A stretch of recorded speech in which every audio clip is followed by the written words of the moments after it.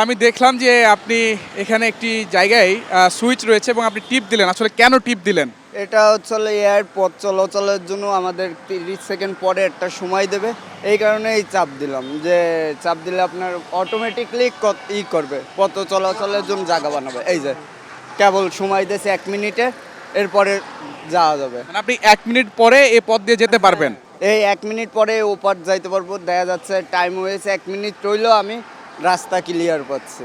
দর্শক, আমরা একটি বিষয় লক্ষ্য করলাম। আসলে বাংলাদেশের যে ট্রাফিক ব্যবস্থা এআই ক্যামেরার পর একটি নতুন উন্নত রাষ্ট্রের মতো করে কিন্তু একটি নতুন পদ্ধতি চালু করা হয়েছে, যেখানে লেখা রয়েছে বাংলায়, দয়া করে রাস্তা পারাপারের জন্য নিচের বাটন চাপুন, নির্দেশনা ডিএমপি।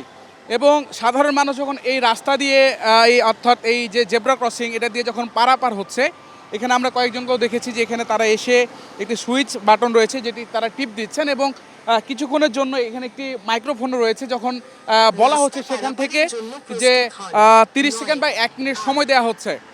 আমরা যদি সরাসরি দেখানোর চেষ্টা করি। 5 4 3 2 1 0 সময় দেওয়া হলো 30 সেকেন্ড এবং মানুষ কিন্তু ইতিমধ্যেই রাস্তা পারাপার হওয়া শুরু করলো।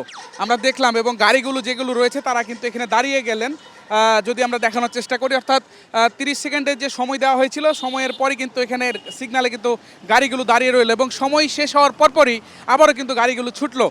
এটা হওয়াতে মানুষের জন্য চলাচল এবং সব কিছুই ভালো, বাট আমাদের জনগণ যদি মানে খুবই উন্নত হবে বাংলাদেশটা। আগে অন্য অন্য কান্ট্রি যেরকম এআই মাইনে চলাচল এবং সব কিছু পারাপারে সৌন্দর্য আছে, আমাদেরটাও হবে বাংলাদেশে ভবিষ্যতে।